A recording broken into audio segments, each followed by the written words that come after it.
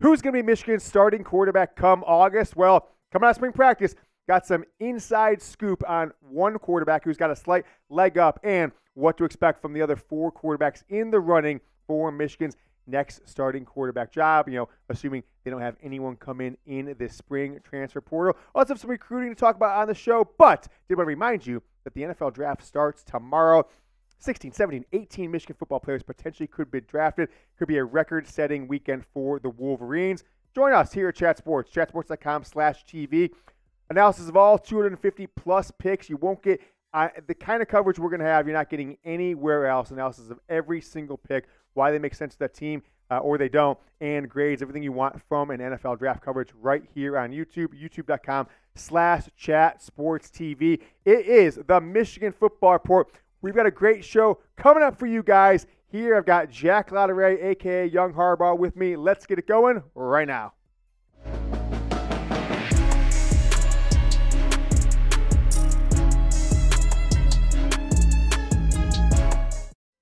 On today's show, we have some inside info on the Michigan quarterback battle. Then some recruiting buzz starting to heat up. We're about 3 months or so since Sherrone Moore has been named Michigan's head coach, and recruiting buzz is starting to pick up. About time. And then end of the show, some major NFL draft rumors pertaining to one JJ McCarthy. Now, speaking of the NFL, want to take a little pulse of the room, ask you guys, who is your NFL team? Who is the NFL team that you live and die on or just root for the most? I'm sure a lot of you guys are like Lions, but I don't think that's the case for, 90% of the show. It's probably like 50, 60% Lions, 40, 50% another team. So let me know down in the comments because I need an NFL team to care about. I tweeted this out this morning. That's an iconic photo, 2021 Big Ten championship game. You got Mikey Sanders, the wide receiver at that time, Blake Corum, the backup running back, JJ McCarthy, the backup quarterback. I think it was the second touchdown. Might have been the first touchdown of the game. I think it was the first touchdown, thinking back. Those 3 guys, I think, are 3 like the top 7 players in Michigan football history. I don't think that's crazy to say. I need an NFL team to care about. This is what I'm thinking right now.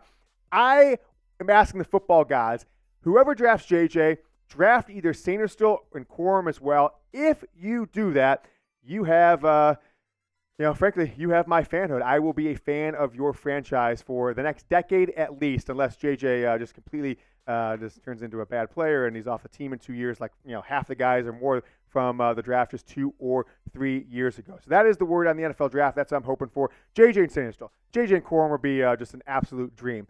But let's talk some Michigan football quarterbacks. Davis Warren, all right, was injured in high school. Right, thought they'd never play football again. Was in the same class as was in the 2020 class. Then sat out season, went to prep school, I should say, and now he is, 2021 class with JJ. 2021 class, sat out prep school, and then this is 3rd year going into the 2024 season. So he'll be a redshirt sophomore from LA. Now, had he not got injured in high school, there's like a lot of people out there that think he could have been a mid 4-star quarterback, but ultimately was a 2-star, 3-star. Some had him unrated, but he was the backup quarterback by the end of the 2022 season, right behind JJ McCarthy when Cade McNamara got hurt. I think because he didn't perform that well in the 2023 season in limited action, a lot of people wrote him off, myself included, and didn't think he'd really have much of a say in this QB battle. But that's not the case. He was clearly the best performer, clearly looked the most comfortable in the pocket, clearly looked most comfortable with the playbook. And if you think about what Michigan's got coming back, they've got a great running back, a great tight end. Wide receiver is iffy. Offensive line, we don't know yet, but they've got a great defense. Should have top 3 defensive line in all college football. Top 3 linebacking group in all college football. And one of the most talented secondaries. Now, without Rod Moore, might not be in what top 2 or 3 secondary like they would have been prior. But with Makari Page, obviously with Will Johnson, and you've got one of the most talented groups in all of college football back. So maybe a guy like Davis Warren, who potentially could just fill that Cade McNamara style role from 2021, where he's not, making huge plays like JJ McCarthy, but he's throwing for enough yards, making enough plays that Michigan can win ball games, much like McNamara in the 2021 season. All right, we'll talk more on this spring quarterback battle, what to look forward to this summer. But I'd ask you guys, I'm going to give you one more chance, right? One more chance, because about a month ago, let me go look at the numbers. It was on March 20th. I said, we're going to do 3 videos a week going forward. All I ask from you guys is give me 500 likes on this video. As of today, 476 likes. So you didn't do it. So I was protesting, came back a week later, told you in the second video, I said, go back to last week's video, give me 500 likes. Now, funny thing is, some people did that, but most people just like that video, right? So that second video on March 26th, 627 likes. So I'm like, okay, maybe it was a little confusing. We'll see. Last chance. 500 likes is today. We're going to continue to do videos May, June, July before we get back into our daily schedule in August. If not, I'll read the tea leaves. Jack and I will just do other things, right? Jack will just kind of act like he's busy. I'll make the company some money. I'll hire people. I'll do some real things. So like the video if you want multiple videos a week all summer long. Davis Warren went 6 of 9 for 136. Looked good. Looked good throwing on the field. 2 touchdowns. I don't know, guys. I mean, I think thinking back, if you look back on past spring games, he certainly looked better than guys like Cade McNamara have looked in games. I mean, he kind of in some regards, reminds me maybe of, I don't say Dylan McCaffrey in stature, but you think back to the 2015 season, maybe even Wilton Spate could be a good comp. If he can throw the ball downfield, if he can go 13 of 18 or 16 of 24 and 165, 75, 85 yards, those aren't huge numbers, but no turnovers, right? 5, 6 interceptions or less throughout the season.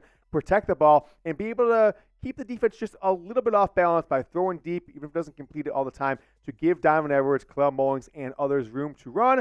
I think he could be your starting quarterback, at least to begin the season. But what about Alex Orji? All right, the presumptive favorite going into the spring, throughout spring football, certainly looked okay at times. I think his one touchdown probably would have been walloped about the 7-8 yard line had it not been two-hand touch on the quarterbacks. But nevertheless, 13 of 18, so looked okay. Sacked 3 times, so I don't feel the pocket presence is there for Orji yet. And you got to think from what you've seen of him in past spring practices, this spring game, etc., that he is more prone to turnovers than Davis Warren is, and maybe even Jack Tuttle, although we haven't seen Tuttle really that much recently in Michigan. He's injured all spring long. So Orji still has plenty of time, right? There's still May, June, July, over 4 months. 4 months and a week until the first game. Let me know who you guys think starts the opener August 31st. Give me a Davis Warren DW in the comments, or if it's Alex Orji, give me an AO. So comment below DW or AO. The rest of the quarterback group, quick overview of them. Jack Tuttle missed spring practice, the 7th-year player. I thought a month ago, because of what we're hearing early on from Orji, not really super impressive, that Tuttle was the guy come back for the 7th year that the coaches thought might give them the best chance to win. So we'll see when he returns from injury. Can he get back into the thick of things with Michigan football going into the 2024 seasons? I'm going to have more quarterback insights on Jaden Davis, Jaden Denegal, all coming up in just one moment. The Michigan Football Report is sponsored by Game Time. Spring is here, which means we've got Major League Baseball. You might be a Tigers fan, or in another city, playoff hockey, playoff basketball, and you shouldn't have to miss any of the action because of ticket prices. With Game Time, you can get killer last-minute deals and all-in prices for all the big events. I use Game Time to get great seats at the best price for the Rose Bowl and for the national title game. And frankly, it was an amazing customer experience because there is nothing more frustrating than spending time looking for the best ticket prices, not worrying and have to worry about whether you're not going to get a great deal or not. And that's why I love Game Time. They have flash deals, zone deals, and the lowest price guaranteed. So if you're trying to catch a game, concert, or any other event in your local area, download Game Time today. Go download the Game Time app today and use code CHATSPORTS, that's CHATSPORTS, one word, for $20 off your first purchase. I love that Game Time gives you a view from your seat before you purchase your tickets, so there are no surprises when you show up at the game. Plus, hidden fees suck, and Game Time gives you an all-in price option, so you really know how much the tickets are going to cost you. It's the best place to find last-minute ticket deals, so download the Game Time app, create an account, and use code CHATSPORTS, again, CHATSPORTS, for $20 off your first purchase. Terms apply. Again, get the Game Time app, use code CHATSPORTS for $20 off. Last-minute tickets, lowest price guaranteed. So with Davis Warren, starting, Alex Orji starting, and Jack Tuttle missing spring practice, 2 of the Michigan quarterbacks I think people thought have a chance to be in the mix. We're out there, and I don't think I saw anything either one of those guys that's going to give us hope that they're going to just all of a sudden take off over the next 100 days or so and be in a position to be Michigan's next great starting quarterback. Jaden Denegal, 2 of 6, 1 interception in the spring game. He tweeted out something kind of poetic after the game, basically saying he understands that he didn't play well and he sees this as an opportunity to identify his mistakes and grow from there. But I'll be frank with you. I don't see Jaden Denegal ever starting a game at quarterback at the University of Michigan. How about Jaden Davis, the true freshman quarterback that was with Michigan for Rose Bowl practices, was at the Rose Bowl, was at the national championship game, was around JJ McCarthy as he prepped to win a national title, all been there all spring long. 2 of 4 for 20 yards in the spring game. And I felt his pocket presence lacked quite a bit, right? Where they were on him, got a sack, and other times that he just didn't look as comfortable, especially when it dropped back in the pocket, as you would expect from someone, a freshman who might be looking to compete for a starting job in 100-plus days. So from what I've been hearing over the last week and really coming out of the spring game is that Davis is not going to be a really big part of the Michigan game plan this year. A month or so ago I said, look, I think there's a chance that even though he said he probably wants to redshirt, that by the second half of the season that Jaden Davis could come on and then eventually be Michigan's starter in the back half of the year. I no longer feel that way. Hope I'm wrong, but the best position for Michigan to be in, I think, is have Tuttle or Warren, Davis Warren, Orji, I guess, be the starter in 2024, and Jaden Davis is ready to take that JJ McCarthy level jump in 2025, start for 2, maybe even 3 years, and then Michigan can worry about their quarterback situation, further on down the line. The final word from spring practice on the quarterback position is it's not going to be a strength of the team, right? I can tell you with zero hesitations that this Michigan football team is not going to say quarterback is a strength. This isn't an Ohio State room where you've got 5 guys who are high-level college players or 4 or 5-star quarterbacks. Michigan doesn't have that. But I compare it back to 2021. You're coming into that year. You've got JJ McCarthy coming in as a true freshman. You've got, of course, Cade McNamara. Nobody expected quarterback to be a strength of that team. It turned out to be maybe not a super strength, but good enough to beat Ohio State, good enough to win the Big Ten, go to the College Football Playoff. And I think going into the season, right, we don't know what's going to happen in this 2024 season, is that I feel more comfortable now about the quarterback situation than I did coming out of the 2020 season into 2021. So maybe that's some food for thought, give you the opportunity to sleep a little bit better at night if you've been worrying about the Michigan quarterback situation. I'm going to ask you guys this question. Are you a Michigan fan? If you're watching this video, I hope you are. If you're not a Michigan football fan, get out of here. But we welcome you to the show. We're here trying to hit our next milestone, 32,000 subscribers. Need 681 to go. So subscribe to the channel, youtube.com/MichiganTV, or click that subscribe button right below today's video. Ryan Day talked to Josh Pate of 24/7 Sports. Late Kick with Josh Pate. He's doing a series of interviews where he goes to college football campuses and talks to football coach. Let me recap what I saw in this long, drawn-out, long-form Ryan Day interview with Josh Pate. I think Ryan Day seems very ingenuine, whatever the word is, for a coach to be. The guy just does not seem natural. He doesn't feel comfortable in his own skin. He doesn't ever laugh, doesn't really make any jokes, doesn't really go back and forth in the banter like you would see with Jim Harbaugh when he get interviewed. I would never want to get a beer with Ryan Day. I would never want to get a beer with him. He feels like the stiffest guy ever, has no fun. And I'll tell you what, I don't know how he relates to 18 to 22, 21, 22, 23-year-old athletes. I don't get it, right? I feel much better with Sherrone Moore and a hell of a lot better, of course, with Jim Harbaugh. But Urban Meyer, charisma, Nick Saban, all business. Ryan Day, he kind of exudes the personality traits that I think has become emblematic of the Ohio State program, and that is soft. I would never let my son play for Ryan Day because I think he just seems like an ungenuine, soft guy who is just kind of too scared to lose to Michigan for a 4th straight year because he knows he's going to have to lose his job. Had to go call his old boss, Chip Kelly, to maybe come in and save the Ohio State program.